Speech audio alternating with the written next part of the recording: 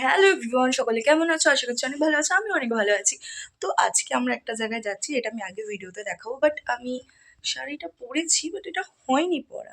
তো চলো আমি এখন আমার ফেস মেকআপটা একটু করে নিই, মানে নর্মাল সকালবেলার মতন। তারপরে ভিডিওটা কন্টিনিউ করি। যেমন আমি প্রতিবারই সাজি এই একই শেডের লিপস্টিক, আর আমার আইব্রোটা একটু এঁকেছি, আর লাইনার পরেছি। আর এখনো পূজা আসেনি যে আমার শাড়িটা ঠিক করে পরাবে। তো আমি ওর অপেক্ষা করছি, কারণ ও না আসলে আমি এই শাড়িটা পরে পরে তো নিয়েছি পরে থাকার মতন, বাট এটা পরে বেরোনোর মতন আমি পড়তে পারিনি। তো এর জন্য আমাকে ওর ওয়েট করতে হবে। তো আসুক, তারপরে বাইরে গিয়ে ভিডিওটা কন্টিনিউ করছি। ফাইনালি এখন আমরা বেরিয়ে যাব, তো ও চলেই এসছে। আর একটুখানি পর জাস্ট আমরা বেরিয়ে যাব। আর আমার হাতে পিনটা দেখছো, আমি শাড়ি তো মোটামুটি পরে নিয়েছি, মানে দেখা যাক পরে কি হয়। বাট এখন আমি আপাতত পরে নিয়েছি, আর এই পিনটা নিয়েছি, ও আমাকে একটুখানি এখানে পিনটা করে দেবে। তো চলো। তো ফাইনালি অপেক্ষার শেষে পূজা এসে পড়েছে।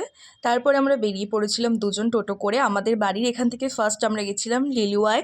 আর আজকের এই ভিডিওটা তোমরা খুব অল্প সময়ে খুব অল্প খরচায় মায়ের কাছে যেতে পারবে। তারপরে আমরা চলে এসেছিলাম লিলুয়া স্টেশনে।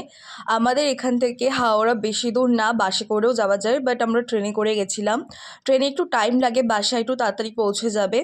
তো তারপরে তো আমরা ট্রেনে উঠে পড়েছিলাম, আর হাওড়ায় ছিল ভীষণ ভিড়। আমি ট্রেনের মাঝখানে কোনো তাই ক্লিপ নিইনি। আর তারপরে হাওড়া থেকে সোজা চলে এসেছিলাম আমরা হাওড়া মেট্রোতে।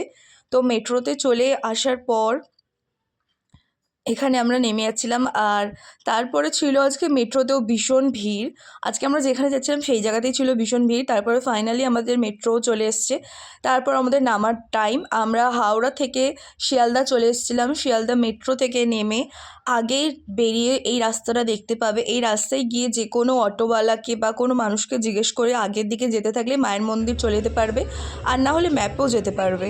তারপরে মায়ের পছন্দের ফুল, মা তো ছোট বাচ্চা হিসাবে ওখানে পূজিত হয়, তার জন্য মায়ের জন্য চাইলে তোমরা লজেন্স, ক্যাডবেরি বা এমন ফুলও নিয়ে যেতে পারো। আমি একটা ফুল নিয়ে নিয়েছিলাম মায়ের জন্যই, বুকেটা। তারপরে আমরা ম্যাপ দেখে দেখে আগের দিকে যাচ্ছিলাম। মাঝে মাঝে পূজা কাউকে জিজ্ঞাসা করছিলো, এরমভাবে আমরা আগের দিকে যাচ্ছিলাম।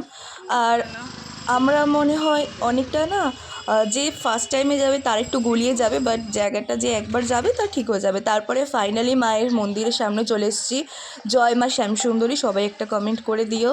তারপরে মায়ের মন্দিরের কাছে এসে তো আলাদাই ভালো লাগছিল, কারণ অনেকটা পথ আমরা মানুষকে জিজ্ঞাসা করতে করতে ম্যাপ দেখতে দেখতে মায়ের কাছে চলেই এসেছি শেষমেশ। তারপরে ভিতর দিকটা আমরা ঢুকে গেছিলাম, আর আমরা যখন এসেছিলাম তখন বাজে পুরো 12টা 48। মায়ের মন্দির একটাতে মানে বিশ্রাম করে দেওয়া হয়, তারপরে আবার 4টের সময় মায়ের সব ভক্তদেরকে মায়ের কাছে যাওয়ার পাঠানো হয়। তো এখানে আমরা তো আসতে পেরে বা মায়ের তখনও মন্দির খোলা ছিল এটা ভেবেই অনেক খুশি হয়ে গেছিলাম, কারণ মনের মধ্যে একটা ঘুরছিল যে পারবো আদেও দেখা, না অনেকটা অপেক্ষা করতে হবে। এমনি সব কিছুতে এত অপেক্ষা, এত ভিড় সমস্ত ঠেলে এসেছিলাম মায়ের কাছে।